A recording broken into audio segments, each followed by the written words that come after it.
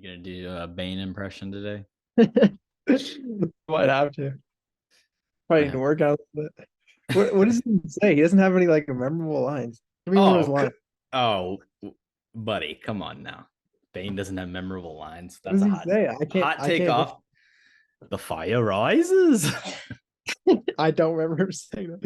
The fire rises. The fire rises. One of one of you is the trigger man. Let's get into it. Hello and welcome to Kody and Korbin Have a Podcast, the show where two former roommates talk about a new movie every week. This week on the show, we're talking about The Dark Knight Rises. There's a storm coming.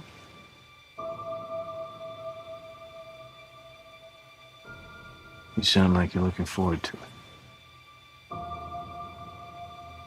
I'm adaptable. What are you? I'm Gotham's reckoning.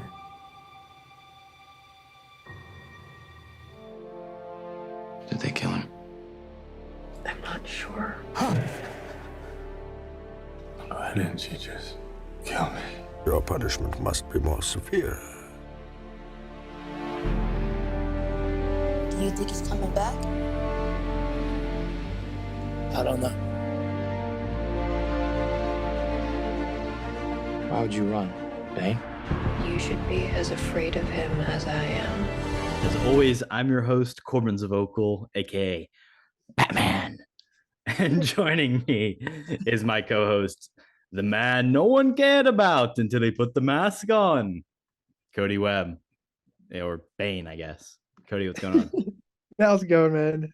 Jacked to be here today. I think it's gonna be a fun app. But honestly, in this movie, I think I'd rather be Bane than Batman. So I'll take that. Well, fair enough. And I think there's another memorable Bane quote right there for you, but I'll keep throwing them at you as the episode progresses, Kody. You picked this one, so why don't you tell us why? Why? Yeah, absolutely. Well, basically, I mean, we're nearing the end of the season here, which we were talking about, which is a lot of fun. This is pretty much my last pick of the season, so I wanted to make it an interesting one. Mostly this season, I've gone for just like most of my favorite movies, so I figured we'd switch it up again and go for one that I hadn't seen before, which is part of the reason I did want to pick it because I really do like both Batman Begins and The Dark Knight. But yeah, for some reason, I just had never seen this Yeah, film. how, Kody? This doesn't make any sense. Why Yeah. 13-year-old you wasn't tapped into The Dark Knight Rises? Like, Well, yeah, this was released in 2012, I believe. So it's kind of that weird period where, I wasn't going into theaters a ton for stuff. And also, I mean, around the time this got released, I believe I just got a lot of buzz that it wasn't that good. And usually, if a movie's not that good, I don't go see it. So from an early age, a believer in the critics. well, not necessarily, but I think probably the critics probably like this movie. I didn't even look at the Rotten Tomatoes, but I mean, technically speaking, this is a decent movie, so I would assume the critics like it. But plot wise, it's a completely different story, which we'll get to. But yeah, honestly, I don't have a good answer to that question. I don't think I don't really know why I never saw it. But here we are today, and we've made history. So yeah, I'm excited to talk about it. Though there's a lot to talk about in this movie. There is a ton to get into. Just to hit things off, it does have an 87% critic score on Rotten Tomatoes, 90% audience score. And if we even look at Metacritic, 84 Metacritic out of 100. So this is a well celebrated movie. I think we'll both kind of express a lot of our issues with it maybe as we get into it. But this is a filmmaker we've talked about a ton on the show.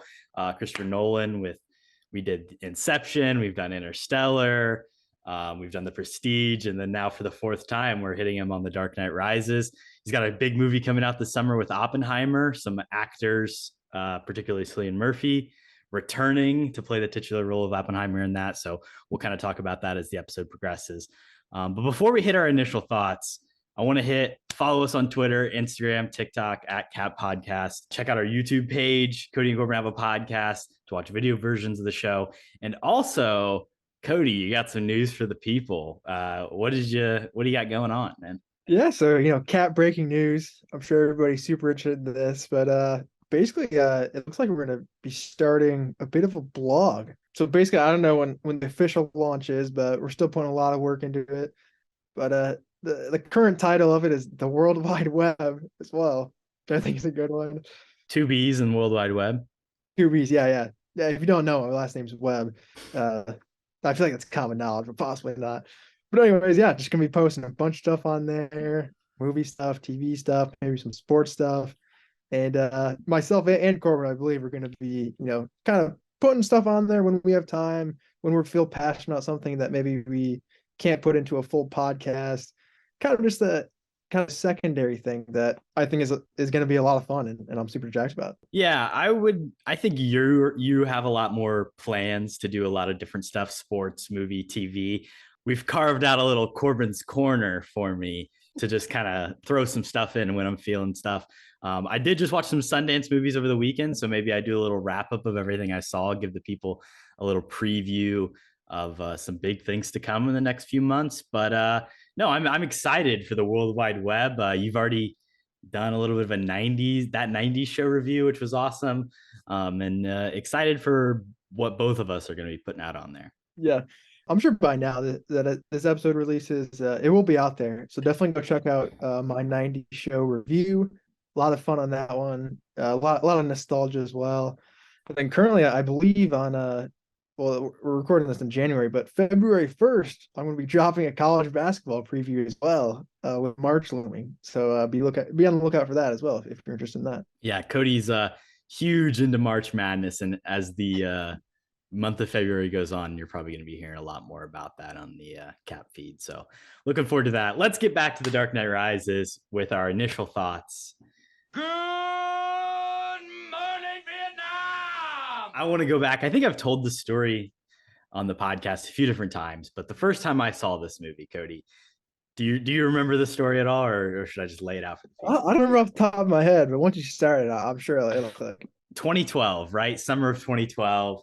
I was playing baseball, Little League baseball in Muncie. You'd get sodas. I don't know. You go to the store, you get a soda, gas station, whatever. Mountain Dew was running a promotion to where they had these codes on the bottle, and then you would go to DoGothamCity.com and you would type in your code and you would be entered into like raffles, and you could win things. Like there was a chance to win, I think probably like a car or something, like, a big grand prize, a trip. Then there's the chance to win like a small piece of merchandise. And then there's also the people who could like win and go to the premiere in LA. Well, what I won over the course of the summer after putting in a few codes, my parents were huge Mountain Dew drinkers, so I was always stealing their bottles. They also released a dark berry Mountain Dew flavor, I believe. I don't think it was very good. It obviously hasn't maybe stuck around. But regardless, what I won was a trip to see this movie on Thursday night, early preview screening at the Indiana State Museum, IMAX, 2 tickets. I feel like I've told the story. And I went with former guest on the pod, Cade Zavocal, my brother. He and we went and saw this movie. Again, I was 12 years old at the time. I think he was 18. We drove down to Indy. I think my parents drove us down there, and they just like went and had dinner somewhere and then picked us up afterwards. But yeah, at the Indiana State Museum, they got the big IMAX screen. It was a Thursday night. It was before, because now it's like pretty common for them to do Thursday night screenings, but I think back then it was a little bit more exclusive, especially like in Indiana. You weren't going to find those anywhere. Like they would do midnight showings, but not the early Thursday night. So yeah, I just have this like really vivid memory of seeing this movie, and it's probably like, weirdly enough, it's not my earliest theater experience, but it's the earliest theater experience that I like truly remember. There's even a point in this movie where there's like a continuity error where like Bruce Wayne's hand is on his cane in one way in one shot, and then it cuts the other shot and it's facing it. And like I noticed that in the theater, and that's like stuck with me all these years later. And even rewatching it now, I still remember it. So I don't know. I just wanted to like kind of start this out that that was my initial experience. And then coming back to it, I wanted it to be this like really good, amazing movie. I haven't seen it in a few years. I would say I've probably rewatched it since that original time, but it's been so long. And I just wanted this to be so much better. And I was kind of disappointed all in all. I think it is probably better in that IMAX experience, the huge, silver screen, but I was a little bit disappointed in rewatching The Dark Knight Rises. So on the first time watch, Kody, I know from your Letterboxd review, you don't feel very strongly about it, but break it down for us. How do you feel initially? Yeah, no, that is a really cool, I feel like just moment for you too. I mean, at a young age, in IMAX. I mean, the best way to watch this movie, or pretty much any Christopher Nolan movie, if we're being honest, is on the big screen. So that is super cool. But yeah, for me, just echo one point you had there. Disappointing. I think this movie is unbelievably disappointing. Uh, I mean, it's hard to compare against the movie that came before it, The Dark Knight, which me personally, I think if it's not, it's up there for the best comic book movie of all time, which is not something easy to say as well. But yeah, for me, this is gotta be one of Nolan's worst movies. I mean, it's this or Interstellar. It's a toss up at this point, which is funny to say because I really despise Interstellar. But just get like deeper into my initial thoughts too. I don't know. I feel like all the technical stuff about this movie, like the shots are beautiful, but the other technicals, the acting, the editing, I think it's all shit. I think specifically, I don't know. This movie, it's paced weird. It's like 2.5 hours, but I feel like it's like quick cuts. Like every like 10 seconds, we're going to a new scene. Like it doesn't linger and kind of like feel any sort of emotion, I think. I don't know. In The Dark Knight, I feel like it is a shorter film, but there's so much more emotion with the characters in that one. In this one, it's not about the characters really. I don't know what it's about, if I'm honest, but it's definitely not about the characters because I don't know anything about anybody. So that's kind of tough. But yeah, back to the acting. I think Mike O'Kane, even though he's in it for like 10 minutes, is fucking terrible. I think Talia al Ghul is terrible in this movie. I think even Christian Bale at the beginning is like kind of phoning it in, which really, really sucks.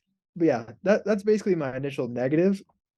My initial positives, I really like the opening scene. I thought it was cool, and it also has Littlefinger.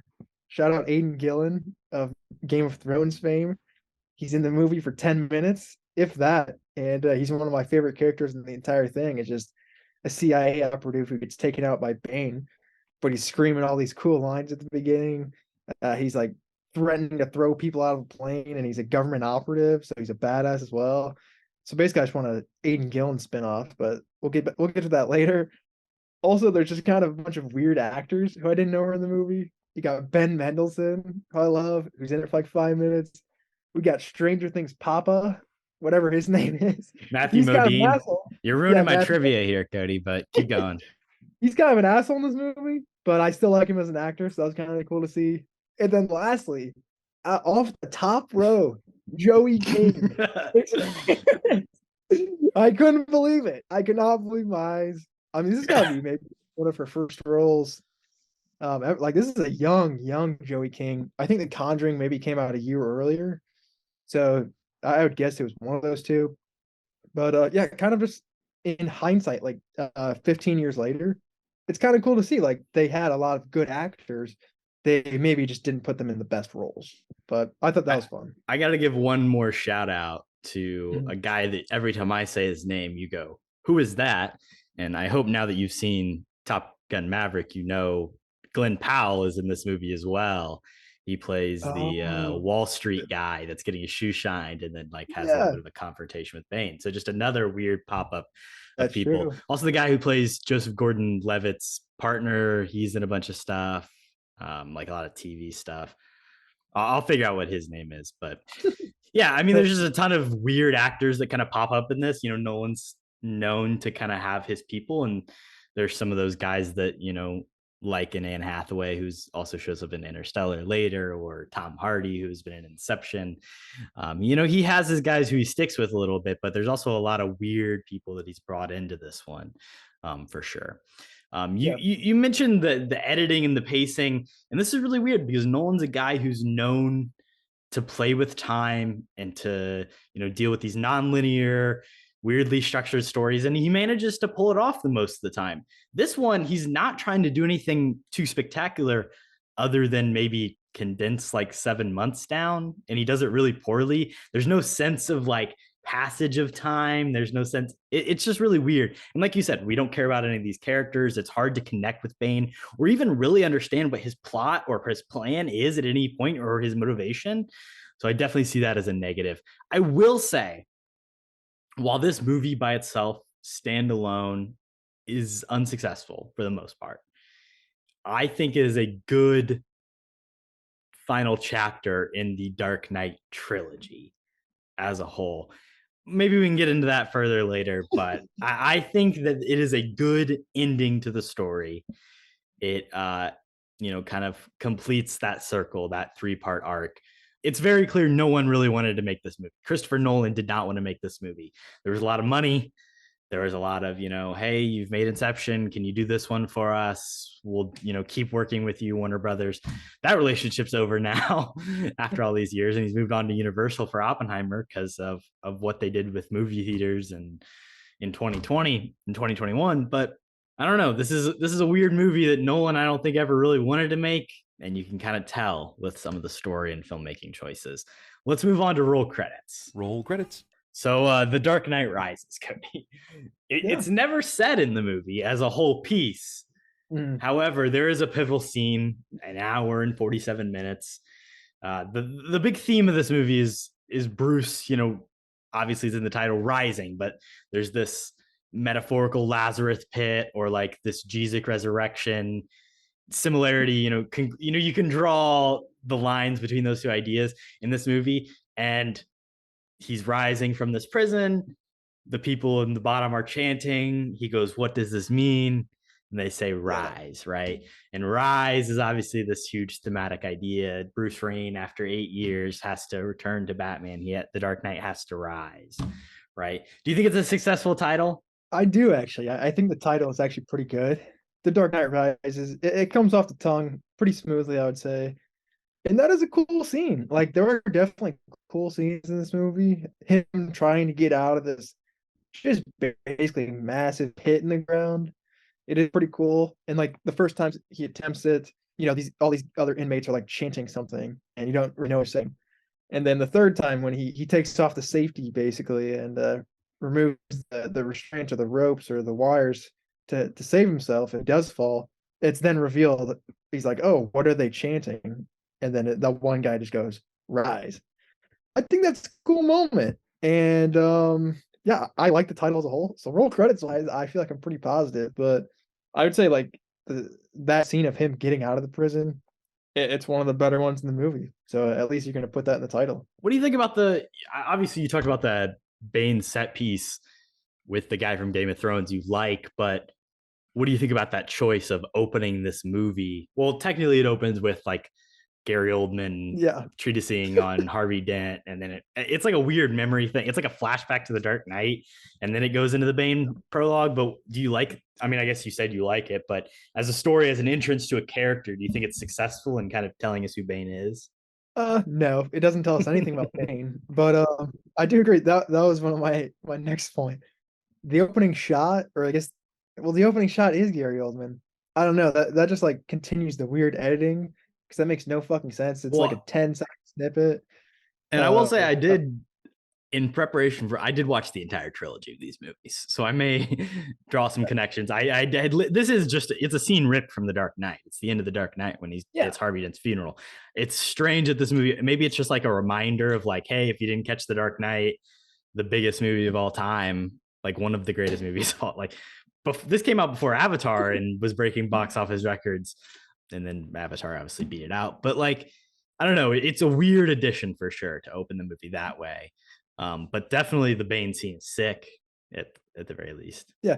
And it's kind of just like a lazy TV show thing, I think, where it's like, "Oh, if you missed last week, here's what happened." Gary Oldman saying, "Oh, Batman murdered Harvey Dent." Like, okay, we get it. But then they only do it for 10 seconds. So I don't understand. Yeah, going back to the opening scene, I like it. Honestly, it might be like one of the longer scenes in the movie. Like I said, I feel like between this and maybe like the end battle where they're all brawling in the streets, I feel like every 10 seconds is the chop or it's a cut to a different scene that quickly. Yeah, I really like it. The stunts on the plane, just one shot of the plane falling and Tom Hardy, hanging onto that wire, I think is very cool visually. And yeah, Aidan Gillen, he's one of the standouts. So I'm pretty positive on the opening. The closing, I don't think it's as cool, but just that title card reveal at the end of the movie, which they do for all three. I am a fan of that as well. And the music at the end, I think Hans Zimmer score is a standout in all three of these. but I think he definitely has to do like more of the heavy lifting in this particular part of the trilogy. But yeah, opening and closing wise, like honestly, I feel like it's pretty strong, other than the weird Gary Oldman bit. Yeah, I do appreciate the ending of this movie a lot. The Florence, the final shot, seeing Bruce finally happy with the Catwoman.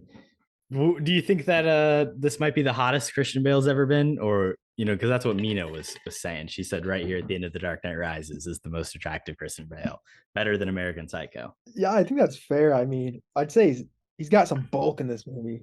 So I don't know if I haven't seen him, maybe in his prime, but yeah, I back it. More of a machinist guy, or maybe the fighter. That's kind of more the body type I like for Bale. Let's move on to the good, the bad, and the ugly.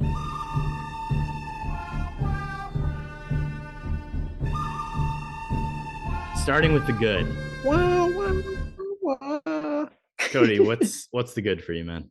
Yeah, I got some stuff here, surprisingly. It's in the opening scene. Another scene I do enjoy is the Steelers game, or whatever the bullshit Gotham team is. I don't care enough to look it up, if I'm being honest. But Ben Roethlisberger's there, Hines Ward's returning the kick. So I mean, it's the Steelers. But I thought that scene was cool. I mean, the kickoff return with then the stadium just collapsing in on itself. Very cool visually. The Gotham Rogues. Gotham Rogues, sure. Also a terrible name. The uniforms aren't bad. I like the yellows. But yeah, I like that scene. I think Bane coming out, his costume design I think is cool, especially with that jacket. And him picking up the officials like Mike and making announcements I thought was funny too. So I like that scene. A couple other things I mentioned already, but the first time the Batman score comes back, basically when Batman makes his return, I don't know, it's got to be like an hour into the movie, but he shows up on his classic bike, and that score is just humming, and I got goosebumps a little bit. So shout out Hans Zimmer. But lastly, a really cool cameo, I think, and you mentioned him already too. Cillian Murphy coming back as the Scarecrow, I thought was a cool inclusion and kind of just a fun Easter egg back to Batman Begins, which I think is a severely underrated film. And Scarecrow is actually a pretty menacing villain if you go back and rewatch that movie. But I thought that was a fun cameo. So yeah, kind of all over the place on what I think is good, but there are particular moments in this movie that I do enjoy. Kind of just as a whole, it doesn't work altogether for me. I really like the Judge Scarecrow stuff. I think that's really fun.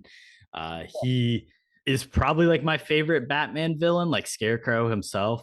And it's cool because he's really again, I watched these three movies together, Batman Begins, The Dark Knight Rises. He's the constant. He's the perpetual foe to Batman in all these movies. That's the true through line. Crane is always giving him shit. But this movie is about Bane, and Bane, I think, is very good. Tom Hardy disappears into this role, Kody. He is unrecognizable. Yeah.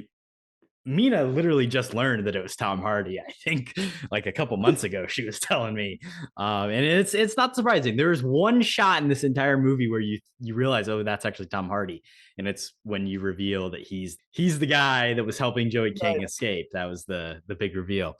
But I think as a villain, he's very scary. Now, all of his audio is recorded in post. You can tell it's ADR'd over because when they recorded, one, a lot of the scenes are IMAX, so they're loud cameras. Two, he's obstructed by the mask, and they just had to re-record like pretty much all of it.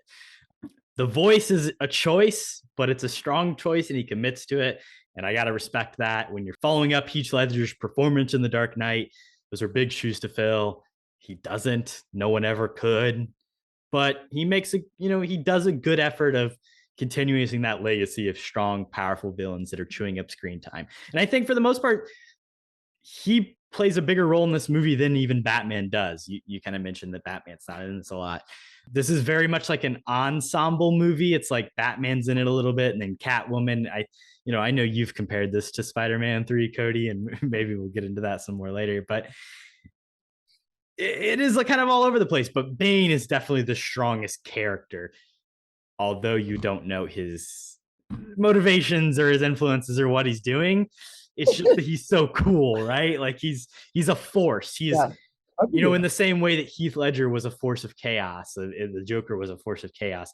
This guy is just a force of, I don't know, revolution, power. He's an interesting character. Yeah. While his motivations don't make sense, he's also just fucking massive, Kody. He's just bulky. He doesn't like. He's not even like six-pack godlike super. He's just huge. He's got like the big wrestler physique. Yeah, I like what you said a lot there about kind of a chaos of power. He is intimidating as hell, I think. And like I said, I really like his look. What you're saying too, he really beefed up for the role. I also really like Tom Hardy in pretty much everything that he does. So in theory, I should back pretty much most of what you're saying. His character, just the way it was written, which we'll get into a lot more in the next category. But I do agree with you. Like Tom Hardy, performance-wise, other than the voice, which again isn't really his fault. But I think he's really good in this. So I agree. He's got a cool name. He did have a cool story until they said, "Oh, just kidding." But yeah, I agree. Tom Hardy, he put in the work for this role. And I think he's one of Christopher Nolan's regulars for a reason. You don't get to be one of Christopher Nolan's regulars without being a hell of an actor. And I think he committed entirely to this role. So I do agree with you there. It would be extremely painful for you. It would be extremely painful. You're a big guy. For you. And I must kill now, Batman. You know what I have to do now. The thing is, Bane is just like, he's so strong and his strength is displayed in really interesting ways. He's snapping nudes' necks with one hand. He picks Batman up and breaks his back. Obviously, that iconic scene. There's a point when he just puts his hand on a guy's shoulder, like palm up, like just rests it on him. And he's like, who's in charge here? And it's just like this sheer moment of like force and pressure. And it's like, everybody's terrified of this guy.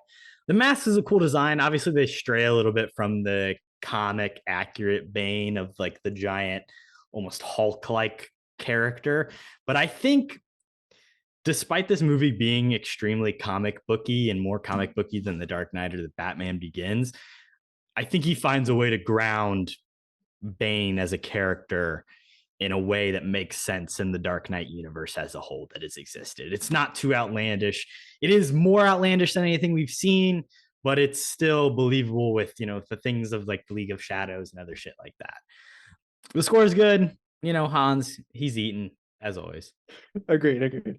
No, but I was gonna say, comic accuracy wise, Bane is pretty much, it does differ obviously throughout comics, but classically he has kind of a serum or steroids a little bit, and he kind of juices up, and that makes him like ridiculously strong to fight Batman and other heroes and stuff like that.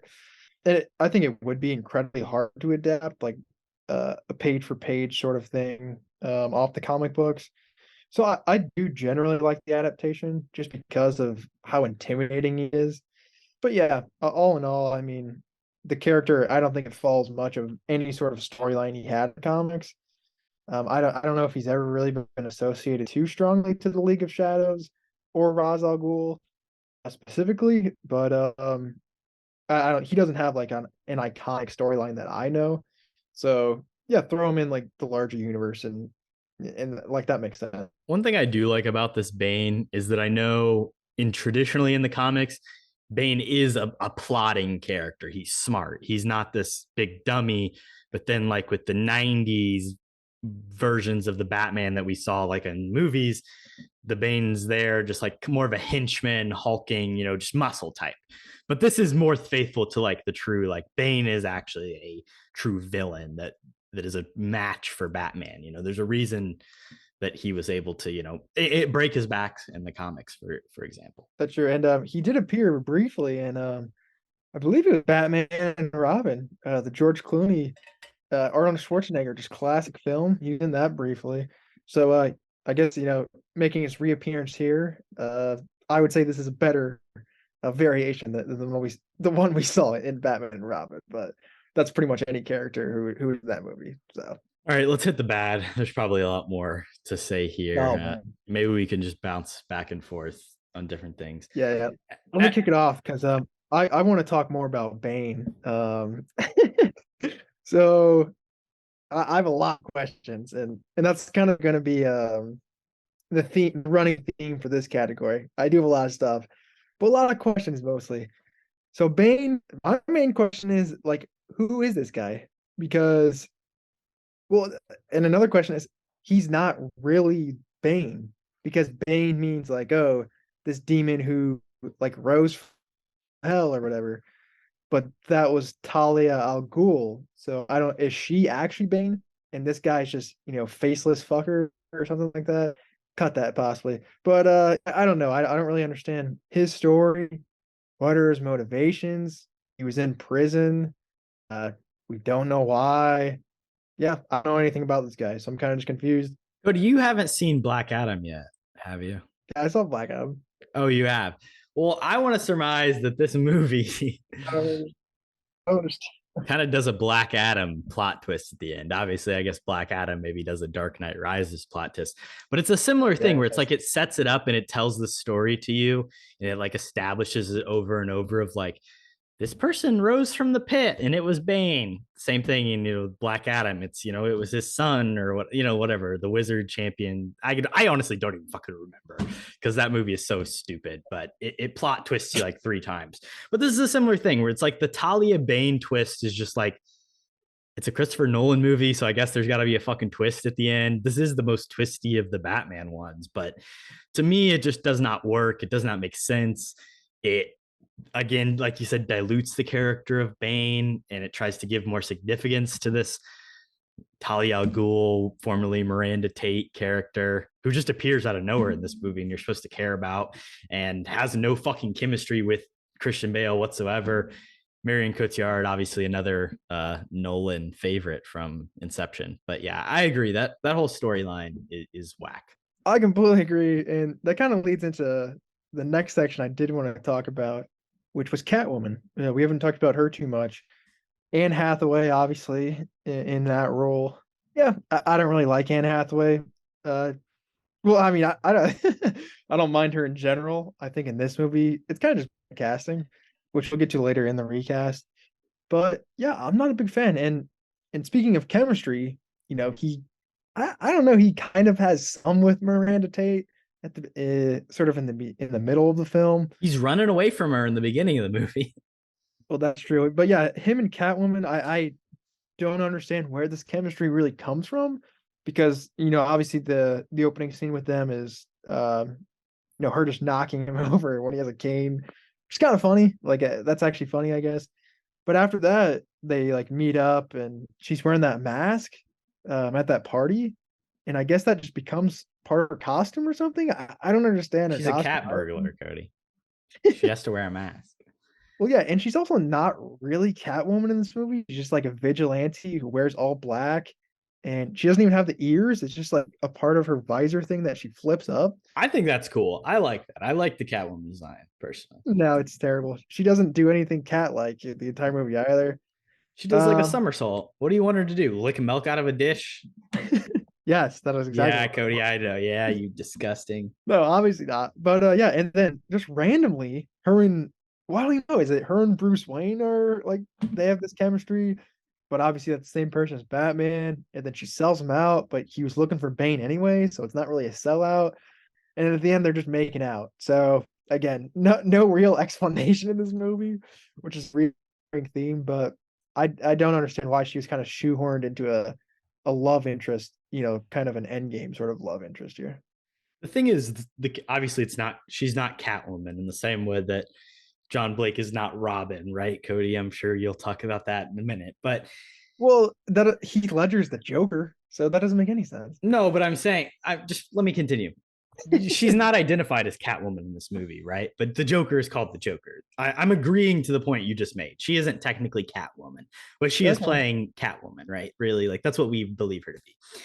She's the Selena Kyle. I mean, that is the alias of Catwoman. But both Selena Kyle and Talia al Ghul in the comics do have a romantic relationships with Bruce Wayne. Yeah, of course. Yeah. Or at the very least, like flirtatious relationships. And yet, in this movie, neither of them is a successful romantic interest. Because like Nolan doesn't even like care about that, if I'm being honest. I don't think he does. He doesn't write any like any love, or not love, but even like any scenes of relationship building or any sort of interest. Like, he just doesn't care about that. That's not what he's here to, that's not the story he's here to tell. Like you said, he doesn't care about the characters. He cares about his big set pieces and his, big overarching themes and the rising from like the Lazarus pit. Like I said, he doesn't really care about building those character relationships, and I think this movie really suffers because of it. I completely agree. And it's kind of like, why are you introducing a bunch of new like characters who are super important in the comics, and then not like justifying that with any sort of like character arcs or interesting writing or anything like that. So just kind of, and Robin, like, what do you think about the reveal of Robin at the end? I don't know what to think about it. Here's my thoughts. I think it is dumb. It is a dumb reveal. It's a cheesy thing to be like, oh, his first name is Robin. Obviously, that's dumb. Christopher Nolan may be one of the few directors that can even attempt to pull like a studio and let, like, I don't know. Yeah. It's only maybe okay because it's Nolan. And I know maybe that's a little hypocritical to say, but I like the idea of him being Robin and taking over that mantle. Like, I think it makes sense for his character and for what he's establishing. And like, when you rewatch it with that context in mind, did you know that? I'm assuming you knew that was going to happen, right? Yeah. No. Yeah. Like when you watch for that context, it makes sense. It's just like a dumb way to reveal it. Yeah, I agree. That was my big thing too. I think it's pretty cheesy, but like, I kind of did like that character before that. Like Blake, I mean, all the other cops in this movies are just complete idiots. So him actually trying to like save everybody, it was good. And like, that kind of makes sense that Bruce Wayne, he eventually would want to, retire, and this guy could possibly pick up like the mantle. And I think that's a cool, at least, idea to have to finish off the film. Yeah, to jump into my last bad thing I really dislike about this movie. It's pretty much Commissioner Gordon and all the cops, just their general sort of consensus on ideas of how to stop Bane. First off, Commissioner Gordon, I don't know, he came off as a little crazy to me when he's Oldman's doing something weird with his voice. Yeah. And it doesn't help when he's like laying in a hospital bed being like, send every cop we have down in the sewers. We got 3,000 police officers. Yeah, and then with that, it's kind of just like the swarm of cops that are all together at all times. When Batman reappears, that scene, there's like 100 cop cars on one street, on one little snippet of the highway, all coming after Batman. Like, it's okay, just send 10 guys. We don't have to send the entire force. And then, there's an inkling of, hey, there might be some bad guys in the sewer. Why are we sending 1,000 police officers into one area underground where they could be trapped?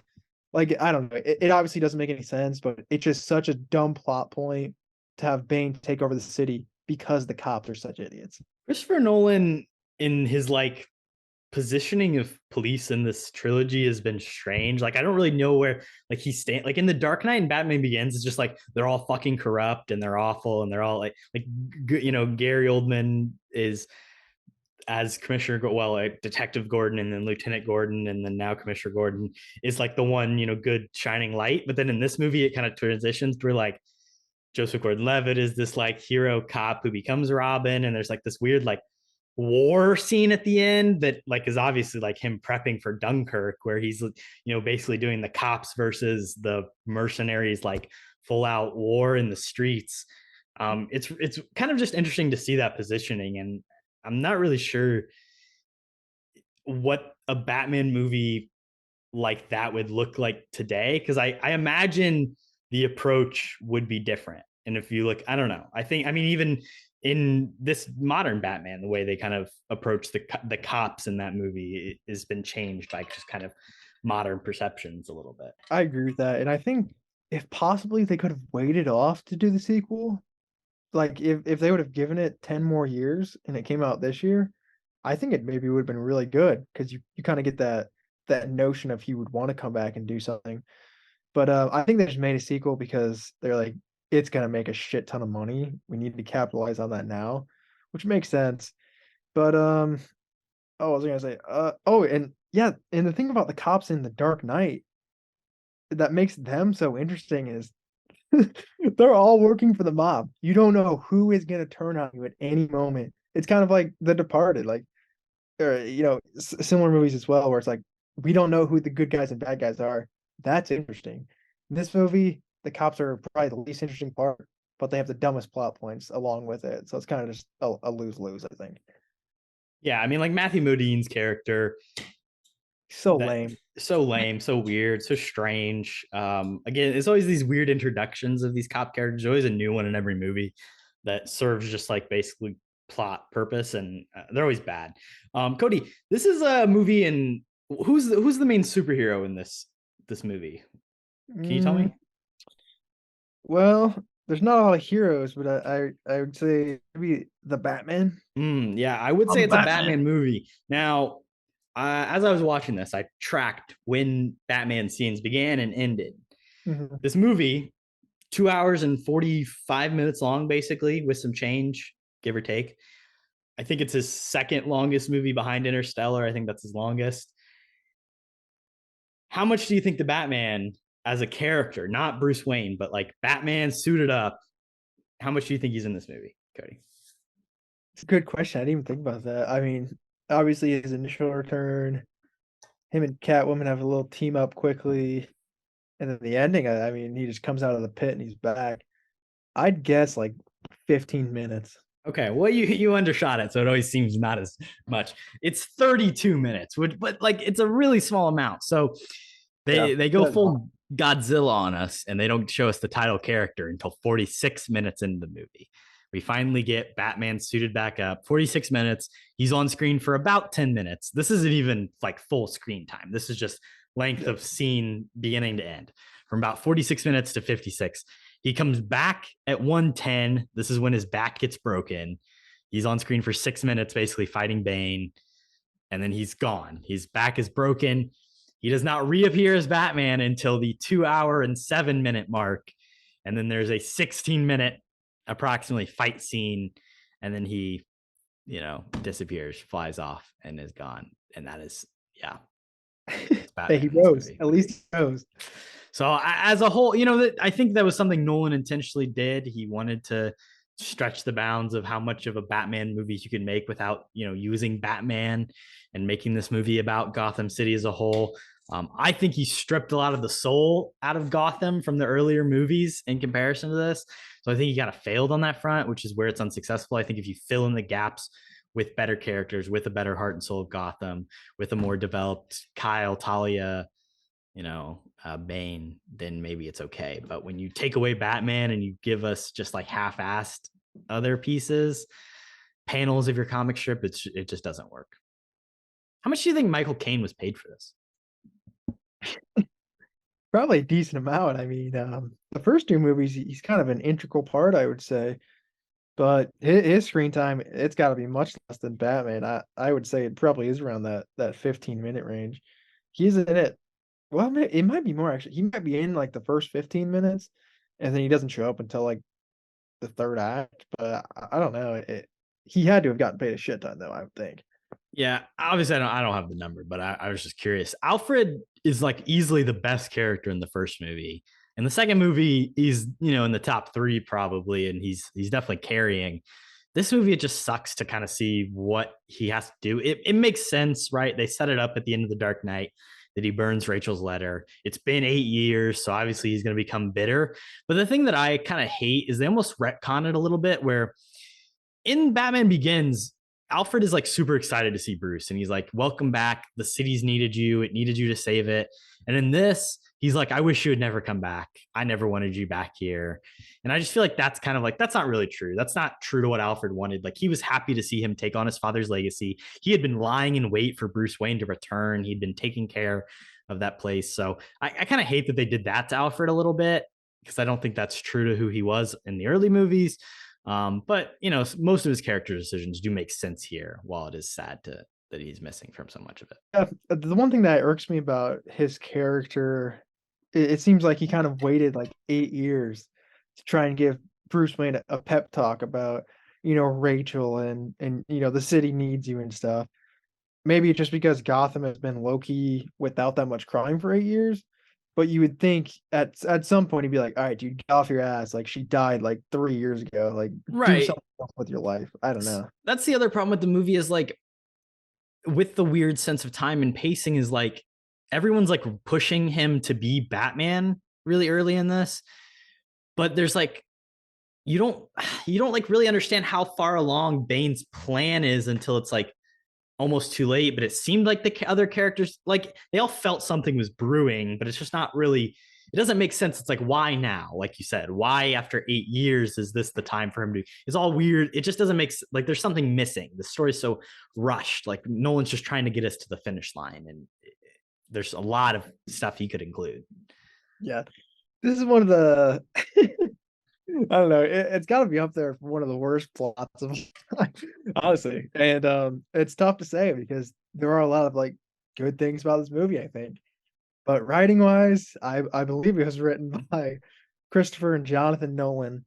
And I'll tell you what, they must have cooked this one up in under like an hour because nothing makes sense, nothing is explained, and clearly they just didn't care to explain anything. So, and also they don't care about any of the characters from the past movies or any of the new ones. So it's kind of just throw everything on a page and see what sticks, I guess. But yeah, it's kind of I don't honestly, I really don't like any of the characters, which is tough. I feel like that sucks because it's a Batman movie and I should like all the characters. But yeah, sad. Let's hit the ugly. I actually kind of struggled with this one. There's not too much that would normally fit into the ugly. Obviously, like nuking a whole city is pretty ugly. It's pretty bad. Yeah. Again, this goes back to like the Bane plan not making a whole lot of sense. Like, why did he feel the need to wait the 7 months to blow up the city if that was just like what he was gonna like? He feeds them this like false revolution, promise, hope of change, and then I don't know, it's just like a weird empty idea. Like he's supposed to be this great like speaker, and he's got, you know, even in that very beginning scene, one of his henchmen sacrifices his own life because he believes in Bane as this, you know, figure so much. You know, the fire is gonna rise. They believes in this cause. He's got this, he's the new League of Shadows, right? But his plan doesn't really fucking make any sense. Like what he's like, I get they want to punish Gotham. That's the whole thing that they always go back to, even though Gotham's been very good in the past couple of years, in the last 8 years since Harvey Dent. But I don't know. He wants to punish Gotham. So he waits 7 months and makes him suffer and then nukes him. Was this plan? I don't know. It's very strange. Yeah, I think you're right there. I mean, obviously it all comes back to Ra's al Ghul, but why wouldn't you just, if that's what you really want to do is nuke Gotham, which that seems like that is their plan, why wait 5 months for Batman to heal and then do it? Why not just do it like a week after? So yeah, timeline wise, doesn't make much sense. So I do agree with you there. I have a couple things for ugly, and I think they're kind of funny. So the first one, I mean, this has got to be the whitest Chicago that I've ever seen. Well, Kody, I mean, they didn't shoot this in Chicago, and we'll get into that in our next category. But yes, really? this It is. really I mean, looks like Chicago. we'll talk about it, but I do see your point. The cast is yes. Yeah. Well, it's a Nolan film, so what else do we expect? But we've touched on that before. The other one I do want to talk about, kind of why do you think he painted the bat signal in gasoline on a random building in Gotham? And also, My question is how. yeah, that's a good one. And when? He really just came back. When did he have time to scale? Well, I think maybe the cops did it for him, but also like when did they do it? I don't know. Yeah, I don't know. There's a lot of questions, but I still feel like that's fairly ugly. Like somebody's gonna have to clean up all this gasoline off this building at some point. So yeah, not cool, Bruce. Like, come on, dude. You're gonna make some guy who's getting paid like $10 an hour go scrape up all the gasoline just so you could have a cool moment. I don't know. Not cool in my eyes. Obviously, in the comics, Bane as a character is supposed to be Latino. I think this version of Bane definitely just strays away from any type of, because there's like the whole wrestler origin type thing as well. This completely removes that and goes in a different direction, which I think is the right thing to do if you're going to make it a white actor like Tom Hardy. Obviously, if you did this today, you would probably cast a Latino person, which I think is the right decision. But it's just something of notable.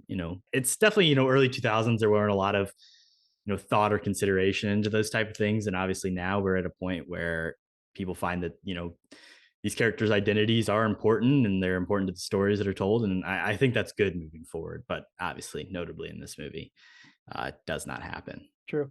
I mean, yeah, you say today maybe it'd be different. If it was a Nolan movie, I don't know how much different it would be. Nolan, true. Oppenheimer cast popping off. I mean, obviously a historical event, but I think he grabbed every white guy in Hollywood.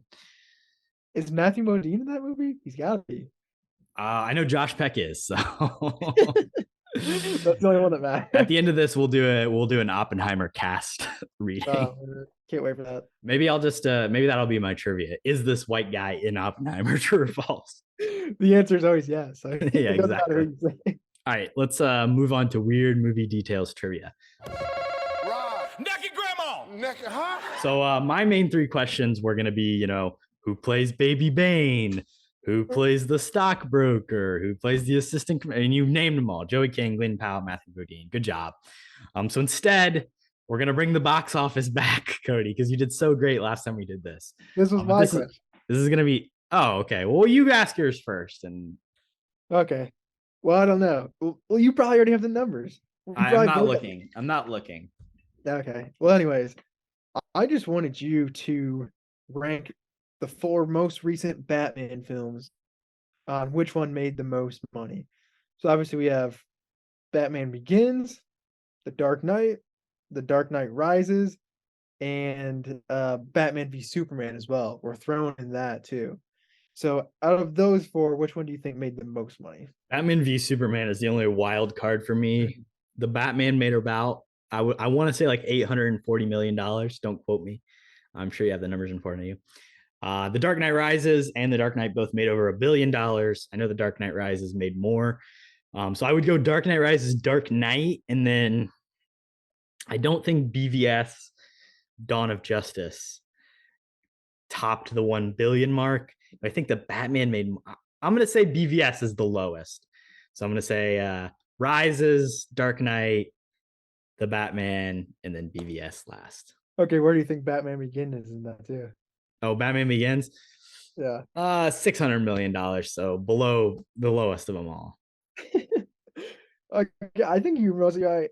I don't even remember what you said, but yeah, The Dark Knight Rises did make the most.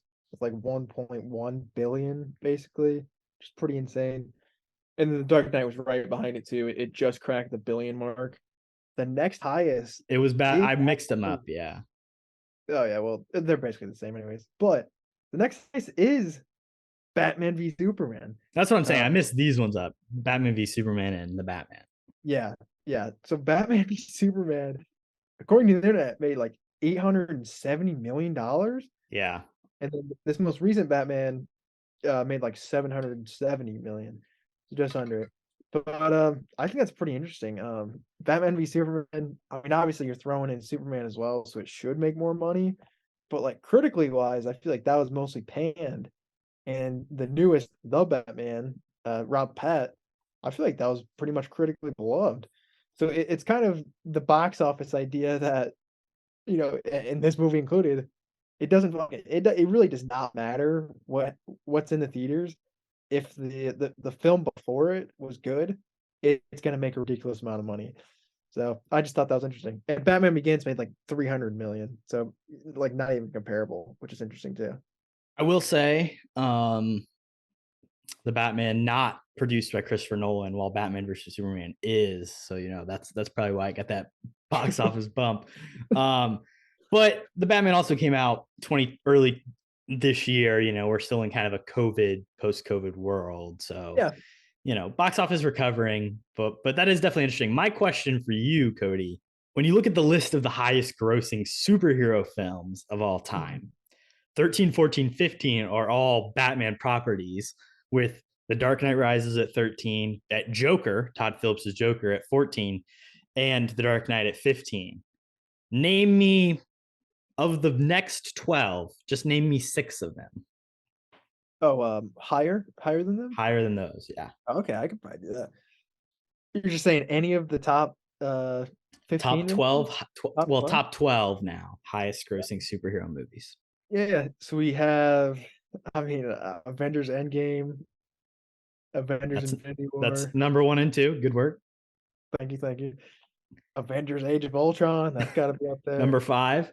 What are there some big comic book movies? I mean, I could just name all these Marvel ones, but I don't know if that'd be right. Black Panther. Yeah, that's got to be up there. That's number 6. I'm trying to think of recent stuff because obviously that's gonna make more. The first Avengers is probably in there. Maybe not. Looks like a no. I'm thinking, did anything DC make massive money? Is Wonder Woman in there? I feel like no.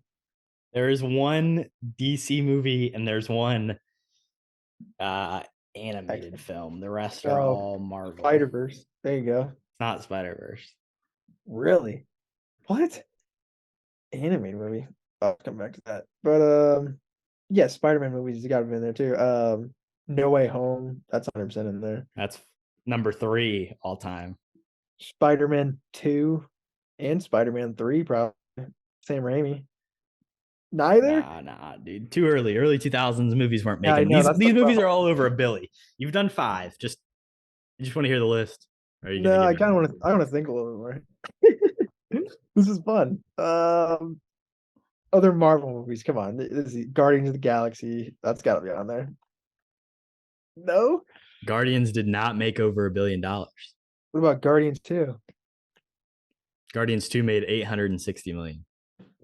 Yeah, it's still a lot. It's bad news for your fantasy team, Kody. That's all I can say. Captain America: Civil War. There's another one. There you go. That was number 9. Here's the from 1 to 15.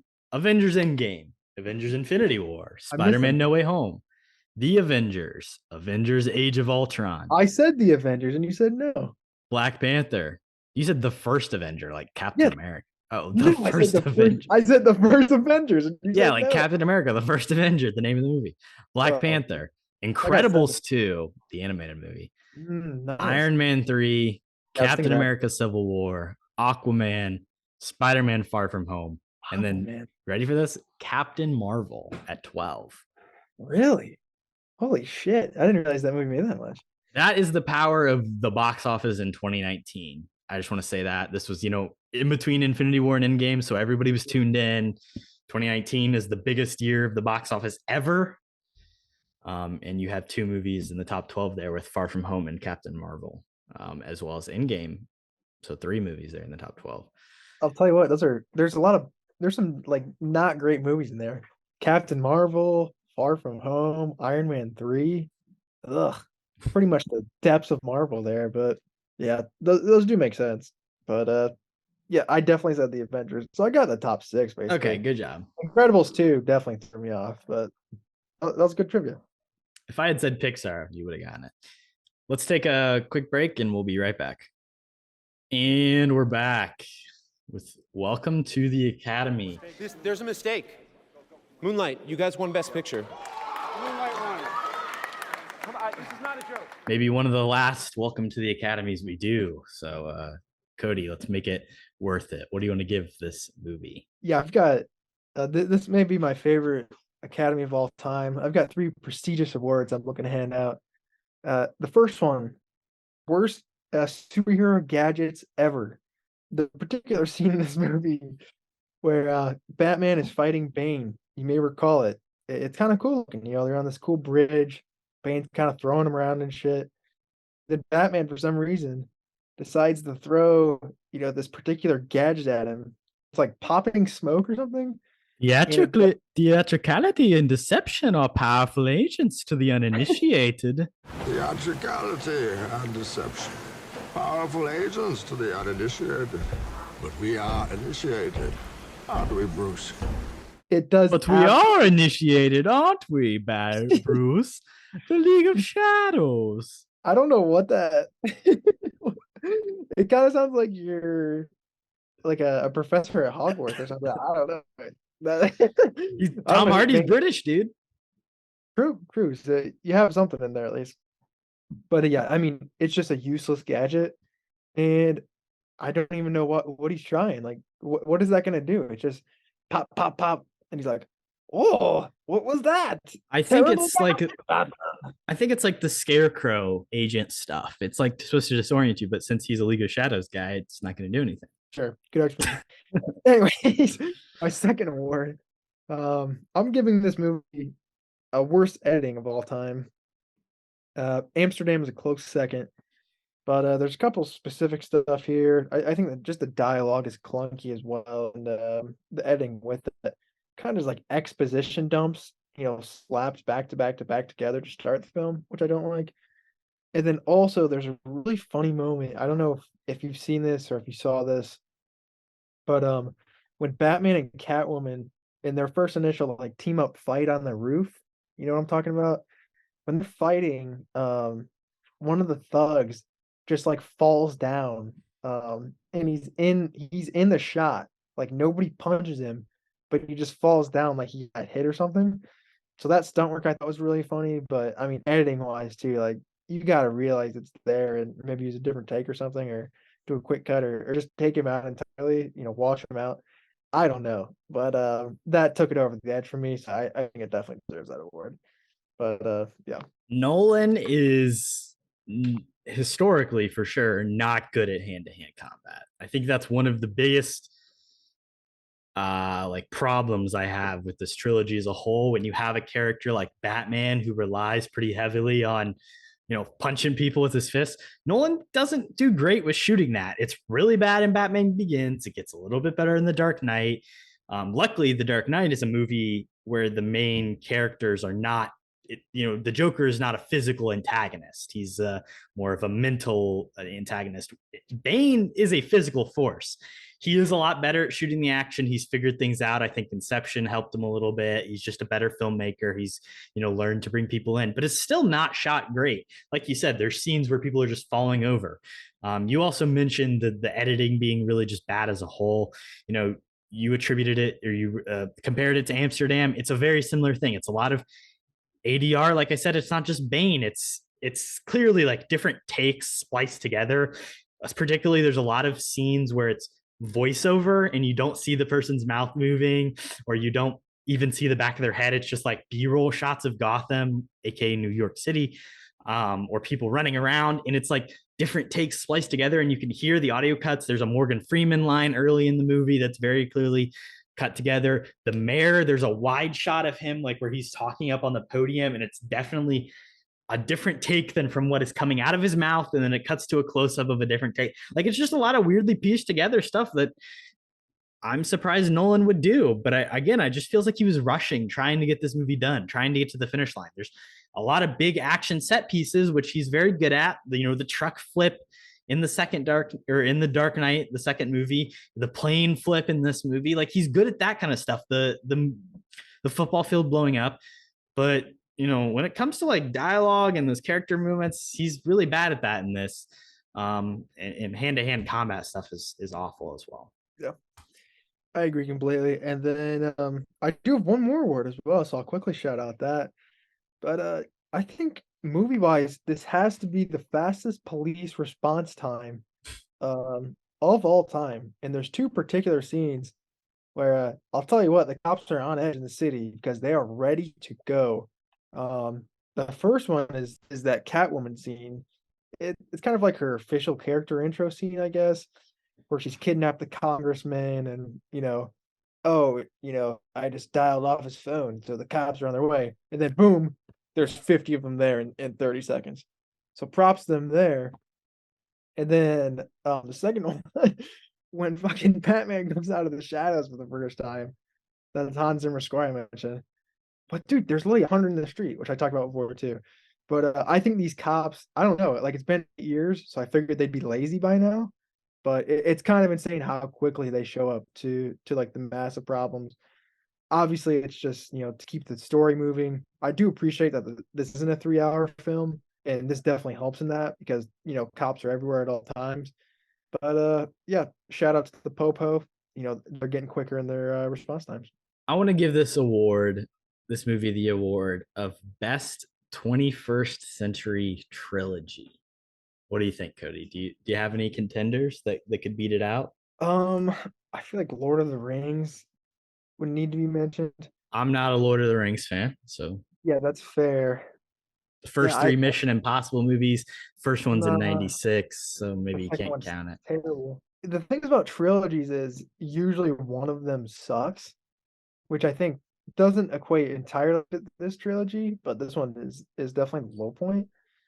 I mean, hey, with Ant-Man coming out, that's got to be in contention. But also I feel like other than comic book movies, nothing else is really made of trilogies anymore. You could say Maybe like the like Bourne trilogy, the John Wick. You could go Lord of the what Rings, about the like you said. Sunset trilogy? That's probably a good Starts in the argument. '90s as well. Obviously, you have Well, Spider-Man. close enough. Star Wars, the new trilogy is bad. The original one started in '99. Blade starts in '98. You have the first three Pirates movies. Matrix trilogy starts in '99. I don't know. I think this. I'm not a Lord of the Rings fan, so I would say this is the best 21st century trilogy. Cody, what can Yeah, Captain America, Iron Man, are those competing with that's it? true.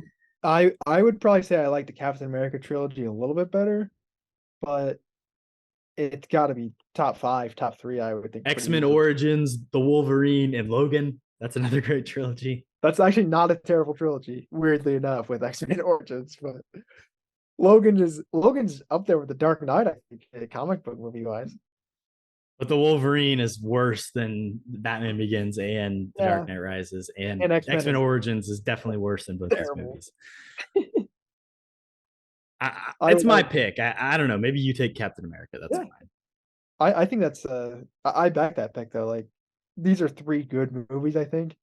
One especially is an all-timer, but yeah, this one's okay. And I think especially as a cohesive story. I talked about this as better as a third, a final piece in the story as opposed to a standalone movie. When you take it in context, it's definitely a lot better. So I think as a whole, I like the trilogy. I also want to give this movie the worst Gotham award, and this is what I was alluding to earlier.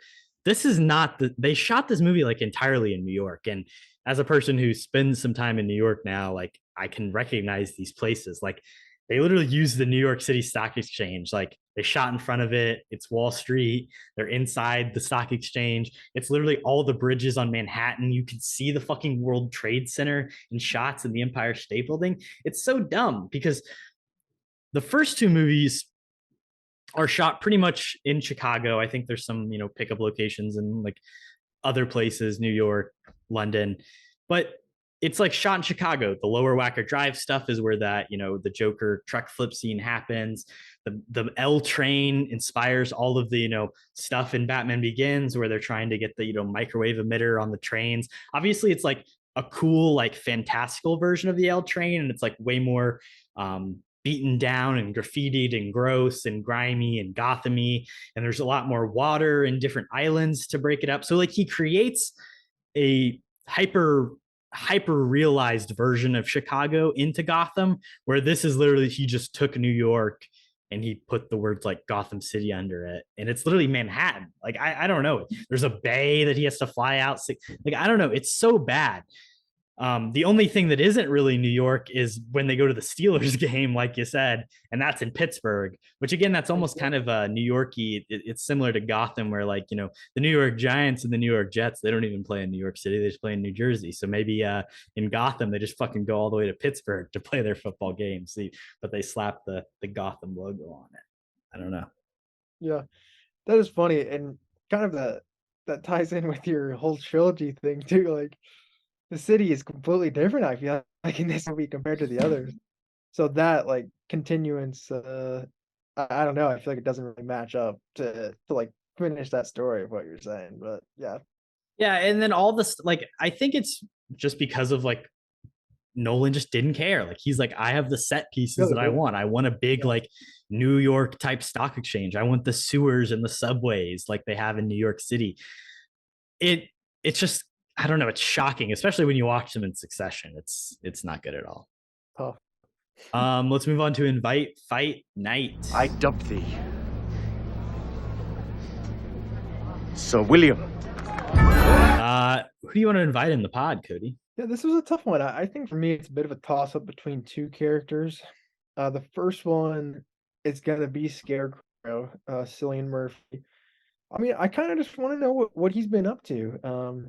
It's been 8 years. Presumably he's been in prison, but that's not really confirmed. So I just want to know like what he's been doing, since that is a pretty interesting character, I think.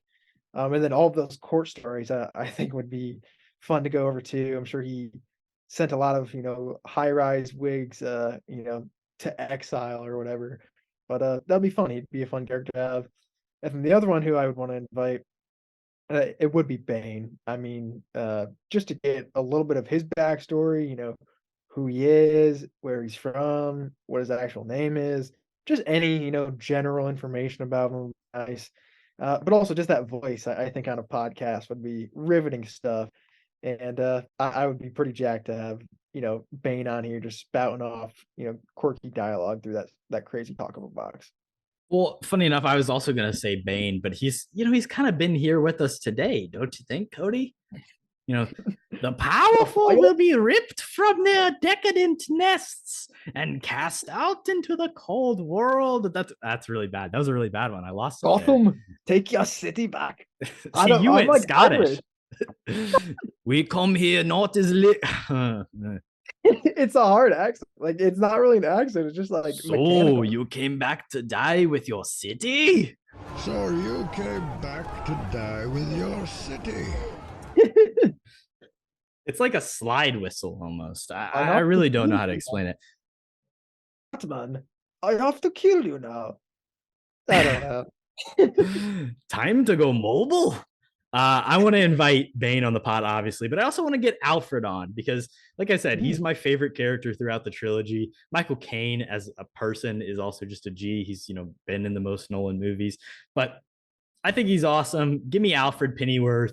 What has he been doing? He's been spending his time. He's traveled the world. He's taking care of Wayne Manor. He's a very interesting guy.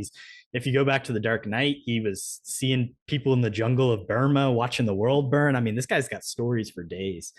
So we need to get to the bottom of Bane's motivations by having him on the pod, and 2, we need to get Alfred on here just to kind of get to know him as a person, and 3, I think we just need to invite the entire cast of Oppenheimer. So here's who that would be: Florence Pugh, Cillian Murphy, Emily Blunt, Matt Damon, Gary Oldman, Robert Downey Jr., Gustav Skarsgård, Josh Hartnett, Kenneth Branagh, Jack Quaid, Rami Malek, Josh Peck, Alden Ehrenreich, Casey Affleck, Tony Goldwyn, Alex Wolff, David Krumholtz, Dane DeHaan, Matthew Modine, Elizabeth Thirlby, David DeKalsmian, who's in The Dark Knight, James Darcy, Michael Anganaro, Scott Grimes, James Remar, Jason Clarke.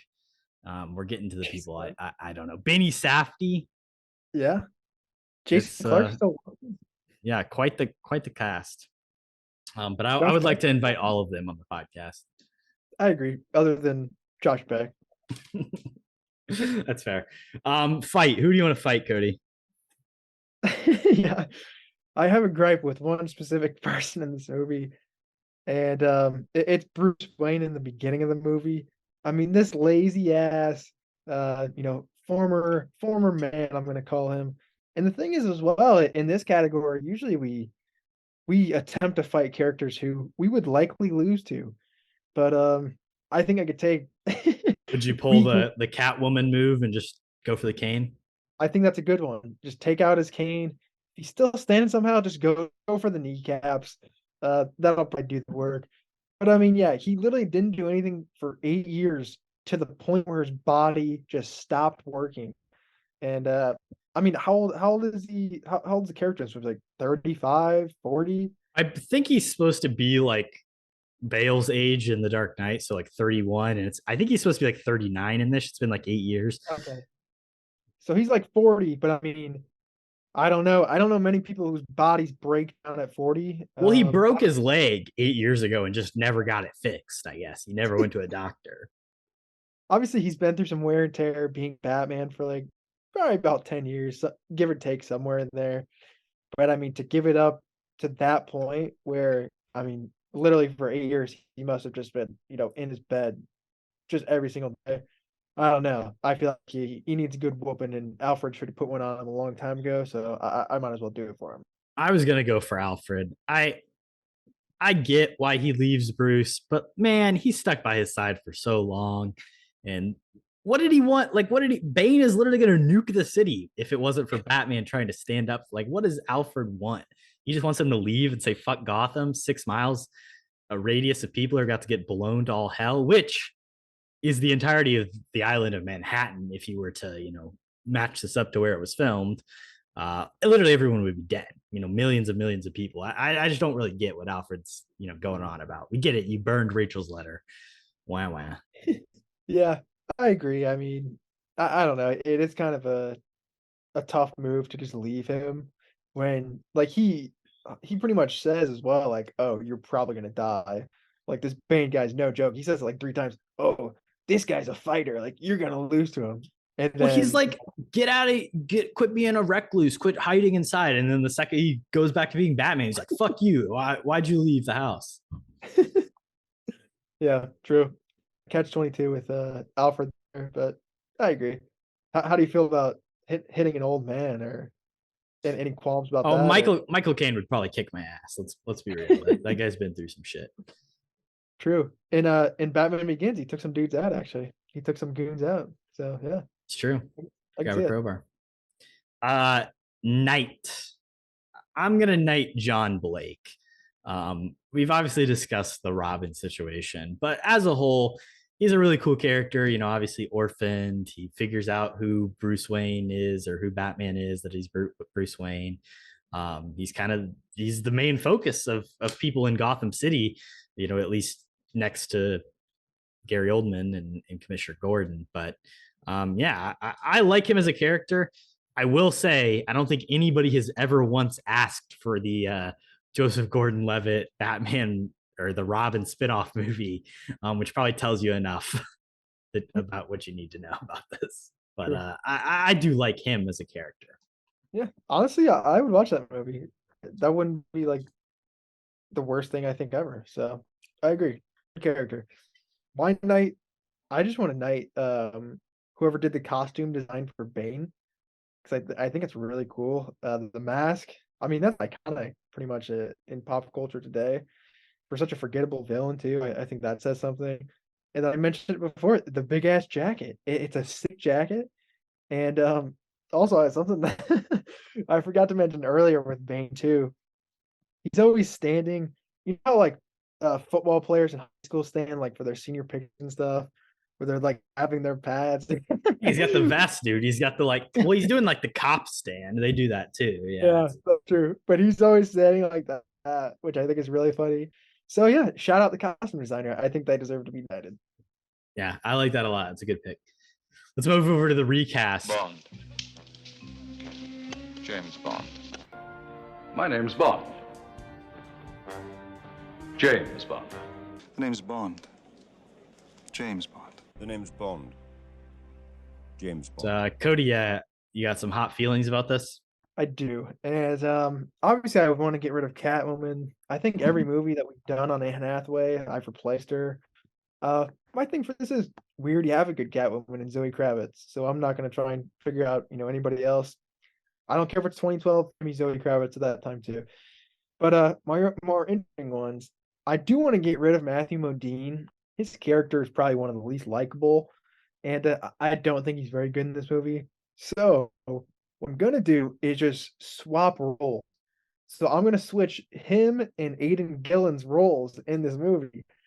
Aidan Gillen, of course, Littlefinger in the opening scene, I mentioned I was a big fan of.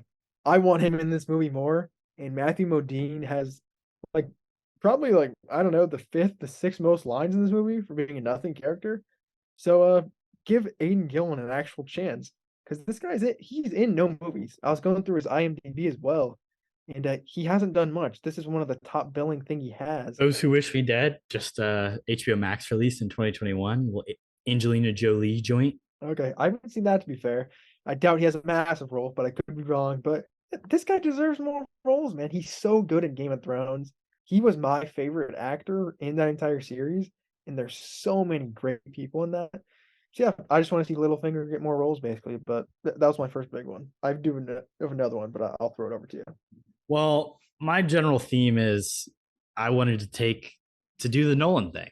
There's not enough of his people in this, so I grabbed a couple of my favorite names from some prior Nolan works, I particularly. don't know. I feel like there's a lot of them though. Like, Well, there's a lot, he brought but in Tom Hardy, Cotillard, and Joseph Gordon-Levitt just for this one. So I don't true. know. And he starts his Anne Hathaway thing here. But, really before this, all you have is the 3 Batman movies. You've got like Falling and Insomnia, which no one cares about. And obviously Memento and The Prestige, which are the 2 that I'm going to pull from here. So, first of all, from The Prestige, Andy Serkis, he's going to be in this movie. And who's he going to play, Kody? Bane. You're damn right. Andy Serkis would play a good Bane. And not a mocap Bane, like a real Bane. I want jacked Andy Serkis. He can do it. He can put in the work. Marion Cotillard, decent in Inception, not good in this movie, like you said earlier. I'm going to replace her with Rebecca Hall from The Prestige, a much better actress. I think her relationship with Christian Bale would be played better. They've had one in prior works together, so let's see them have some on-screen chemistry once again. Guy Pearce from Memento. Let's get this guy back in a Nolan movie. He's going to play Daggett, which is the kind of mob bossy criminal guy / also on the Wayne board. Weird. Yeah, I don't even really know where he comes from, but he's in The Dark Knight as well. It's Ben Mendelsohn, right? Yeah, Ben Mendelsohn. He's going to take over Ben Mendelsohn's role. And then Joey Pants, the character actor of all character actors, Pantaloni or whatever the fuck his name is from Memento as well. He's going to play John Blake's partner because he's just always playing weird, skeevy cops. So we're going to throw him in there. And then here's a hot take for you. Young Leo. If we go young Leo, he would make a good John Blake, obviously. But that's kind of an obvious pull. I like that a lot. I mean, throw young Leo in any project, and I'm going to say yes. But yeah, I like all of those. So good work there. My last recast, I did want to get rid of Bane too. I do think Tom Hardy's he's good. Like I said, we've talked about. But I mean, there's really only one man for this role, and we all know who it is. Corbin, do you want to inform the people who should be playing Bane? Dave Bautista, a star of Knock at the Cabin. Bautista. He's finally getting more starring roles, which I'd love to see. And this would have been a breakout for him. I think, honestly, out of all of the movies I've picked for Dave Bautista to be recast in, this one legitimately makes sense. I mean, it's a bald guy who, his face is covered, so he doesn't need to be a good actor. He has no plot details that are important. He's literally just fighting Batman, and he looks cool. If that's not Dave Bautista, I don't know what it is. So I think he would have been good. Yeah, I mean, Dave Bautista is definitely more like I could easily see him as a more comic accurate Bane. That dude's never playing a comic book role again. That's my prediction. Unless maybe, 20 years down the road, who knows what this fucking society looks like. But maybe he'll come back then. But I think he's pretty anti superhero films at this point. I bet I think he's done in the MCU. I bet he gets killed off in Guardians 3. But I could see him going to DC. I mean, obviously him and James Gunn are pretty good buddies, and if they give him an interesting role there, I think you can go for it. Yeah, I think maybe give him a break, which it definitely seems like DC's got a couple of years to kind of get things settled. They apparently have a Superman movie coming out in 2025, which maybe we'll talk about at the end of the episode. But let's hit our rating here. You're gonna look at me and you're gonna tell me that I'm wrong? Am I wrong? Cody, I'm gonna go for a 45 out of 69. This is a 3-star movie for me. I actually do think this movie is better than Batman Begins. I'm not even as huge of a fan of that, just as like a story as a whole. But yeah, this movie kind of still holds a special place in my heart, even though it's hard to find a lot of like specific, like really good things. And there's a lot of problems. I think as a whole, I just kind of like it as a piece. 3 stars. I guess fair enough. I'd say Batman Begins is a far, far superior film. That's just me. But my rating, I think initially I did have it at 45. But I'm going to give it a 43 out of 69. So bump it down a little bit. Trying to be different? Well, no. I think right after I watched the film, I wrote down 45. And then I think the day when I was going over my stuff, I was like, it's not that good. So we're going to go 43. But yeah, this movie, it really just doesn't work for me on too many levels. The action's good sometimes. There's a lot of visual stuff. Obviously, it's Nolan, so it's not a terrible film. There's a lot of good stuff. Hans Zimmer carries. Christian Bale, I still do like as Batman. Morgan Freeman's good. You Michael never Caine. explained your Spider-Man 3 take. So how's this movie like Spider-Man 3? Well, yeah, I mean, Spider-Man 3 is known for, having too many villains, having 3 villains. And you think that's not the case this entire movie. And then, oh, it's Talia al Ghul who's pulling all the strings. So there's your Venom there. But yeah, I don't know. It just feels like Spider-Man 3 to me because Spider-Man 2 was so unbelievably good, and The Dark Knight is probably the best comic book movie of all time. And then there's so much hype for the finished trilogy. How's it gonna end? And it's just overcrowded and just bad in the end. So I would say Spider-Man 3 is a worse film than this, obviously. There's no emo Peter Parker, kind of what the hell are you doing moment in The Dark Knight Rises. But yeah, it's kind of just that idea for me of a really disappointing end to a trilogy. Yeah, I respect all that. I think this movie is definitely more successful than Spider-Man 3. And Yeah. just as, action set piece movie making wise, I think is a little bit better. But, that plays more campy than this. This is too self-serious. Hard to compare the two for sure. Let's move on to We Have a Podgorithm. Let's do it. So one of the last season 4s. Yeah, we might be retiring this category. Might be opting in for a different one. So we'll see. The Purge is the movie. Cody, have you ever seen The Purge? I don't think you have. Oh, you have? Yeah. Talk to us. Yes, I've only seen the first one. I believe they've made like 4 or 5 of these suckers. But yeah, I mean, it's kind of like a B horror movie for me. I don't think it takes itself extremely seriously. But the concept it's pretty interesting, I think. Like, oh, what if there was an actual time where crime was legal? What would happen?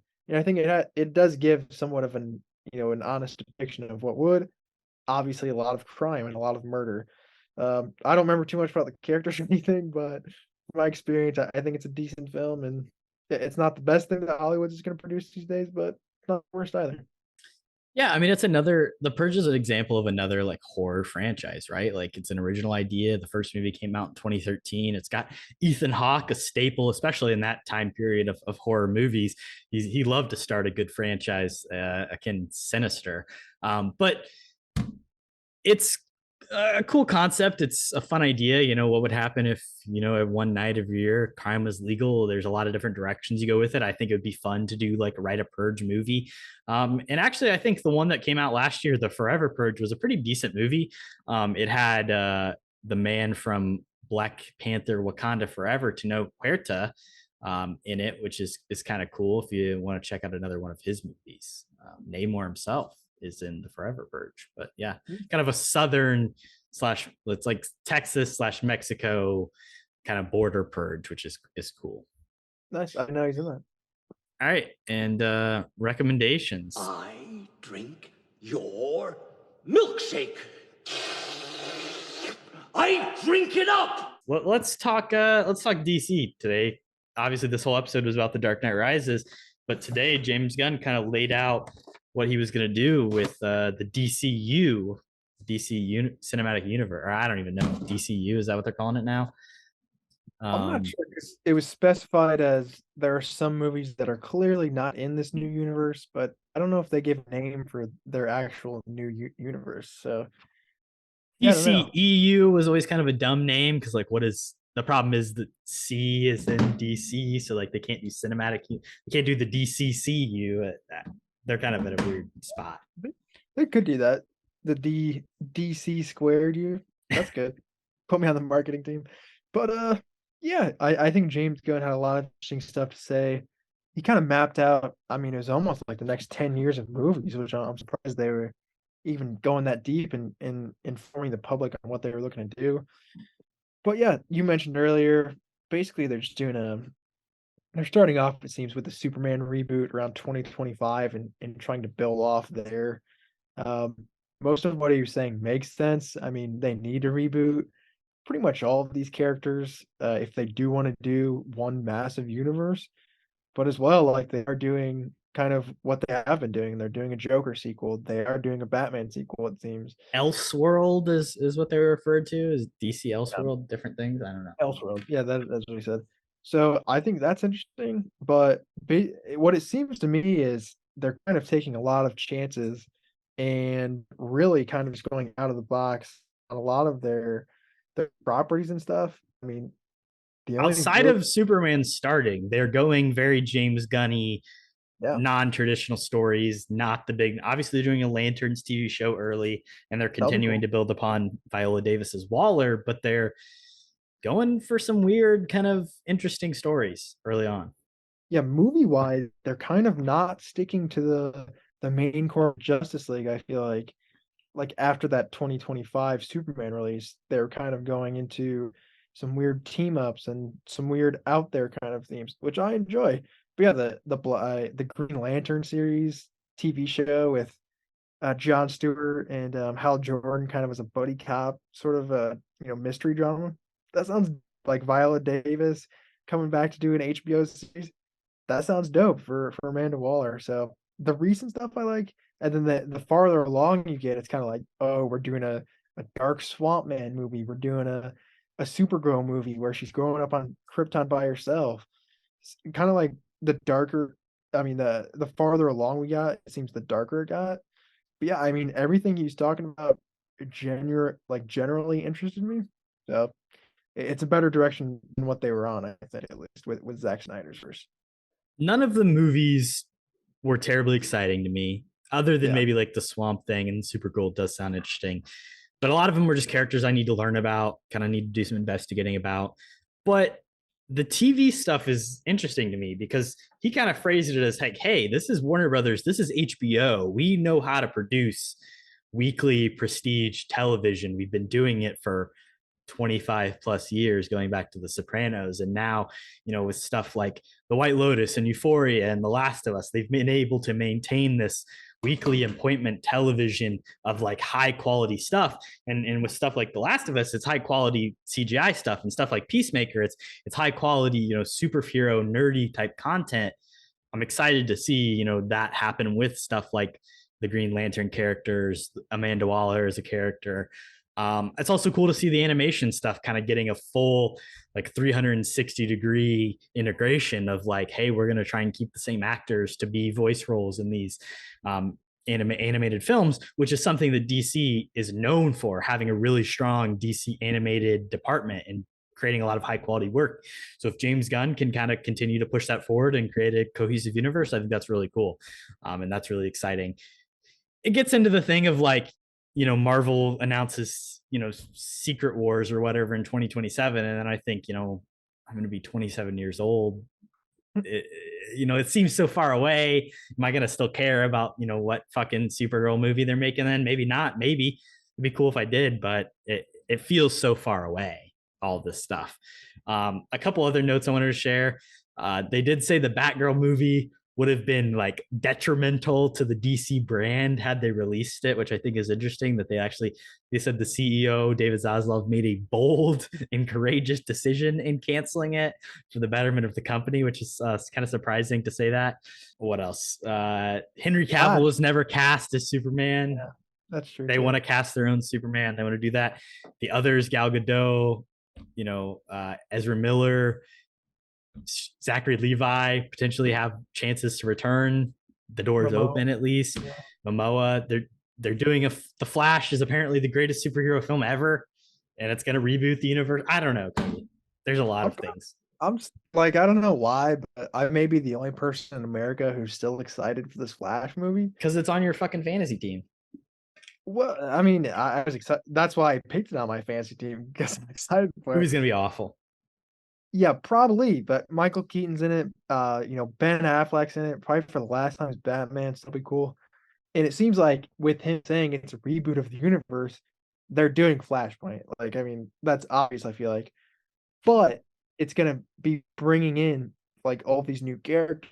Supposedly, even though this movie was made like, I don't know, 3 years ago at this point, probably. That's the confusing thing is like when this movie was made to with how it fits into the current ideology. Are they recutting stuff? Are they changing? Like, I don't know. But the cool thing about Flashpoint, like in the animated movie and the comics, is like you can throw in all these fun cameos because it's a completely different world, and all these characters will be doing crazy things. Like in the animated film, it's like, oh, Wonder Woman and Aquaman are having kids, and they're going to war against the humans. So you can kind of play with people's motivations and stuff. But yeah, I don't know what the hell it's gonna be, but Michael Keaton's in it, so I'm gonna go see it opening day. What other recs? What have you been into, Kody? Yeah, I haven't had a ton. Just a couple. So I have been rewatching The Office, which I haven't done for a while. Hint, hint. But I've been working my way through that. And then as well, I did check out one of your favorite films of the year, Tar. I finally checked it out on Peacock. And yeah, I thought it was pretty good. It's very, very thought provoking, I think. And the farther it's definitely not what I expected it, if I'm being completely honest. It's kind of just like it asks a lot of deeper questions about, kind of public figures who, have been outed as doing something wrong. And, this is a very interesting kind of retrospective on that. And it really makes you question kind of the media as a whole, even in this story, like who's in the wrong, who's a good person, who's a bad person. It leaves a lot of stuff like open to interpretation, which I really, really like. The obvious thing about it is Kate Blanchett. It is unbelievable. I think literally she's in every single scene in the movie, and she never lets up. I think she gets better as the movie goes along too, which is crazy because the first scene is literally just an interview of her talking for like 15 minutes. But yeah, I still do back my Oscar pick. I do think that she will just barely edge out Michelle Yeoh. Honestly, I don't think it's a thing in the Oscars, but I wish it was this year to give like a dual award to give them both the Oscar, make an exception. But yeah, she's ridiculously good. The rest of the cast is good as well. Kind of just like a lot of smaller name people though, and I think in this movie it works really well. I'm glad that you appreciate the movie as much as I am. I think it's one that just kind of begs to be talked about for sure. I like that you mentioned that there's just so much there. There's a lot of ideas. I think it doesn't hold your hand at all. It shows you. It doesn't tell you everything. There's a lot of subtext that you kind of have to understand. There's a ton of reading and like beyond the gates stuff that you can go into, and there's so many layers and so much thought that Todd Field put into the character. There's like stuff he said in interviews that he just thought of and built for the character and cold Kate Blanchett, but maybe it's not fully expressed on screen, and yet she still kind of does express it just with who she is. What did you think about her yelling at or talking to that child in German at the school, Kody? Was that scary for you? I thought that was a fun scene, honestly. And, parenting wise, I feel like that's actually pretty good parenting. But yeah, I mean, her talking in German the entire movie also just builds on that performance and the amazingness of it. And also Todd Field, I mean, this guy hasn't done shit for about 15 years, and then he comes and makes this masterpiece. So, I mean, I kind of want to see more from him. But yeah, the script wise, I mean, I think this movie's pretty immaculate, and storytelling, just like cinematography too. I think it's just one of the more beautiful films I've seen this year. So I think it's definitely in my top 10, maybe fishing in that top 5. For you, I think it was like in your top 2, top 1. But I'm probably not as high on it as you, but I did like really, really enjoy it.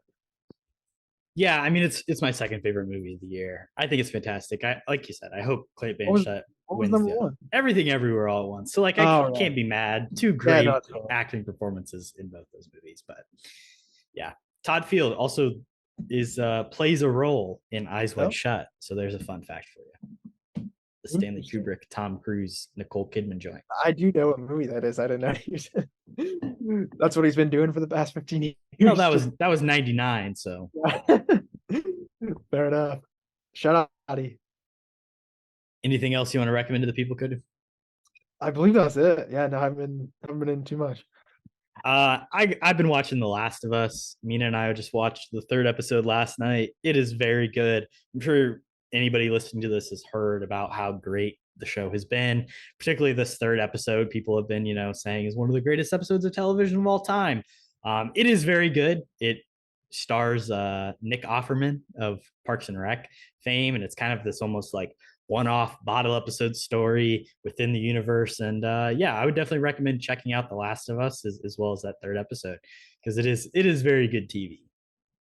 And then also this weekend, I speaking of Anne Hathaway, watched The Devil Wears Prada at a movie theater, and that's just a fun romp. Meryl Streep in one of her better performances, I think, and Anne Hathaway's pretty good as well. Stanley Tucci, just a fun movie. The relationship stuff in it is not very successful, but otherwise, it is a good film. Yeah, Meryl Streep classic. All right, well, this has been the Dark Knight Rises. Don't forget to check out the World Wide Web when we post that, and follow us at KHAP Podcast everywhere. And we'll catch you in the next one. Stay capping. Peace. What you've just said is one of the most insanely idiotic things I have ever heard. At no point in your rambling, incoherent response were you even close to anything that could be considered a rational thought. Everyone in this room is now dumber for having listened to it.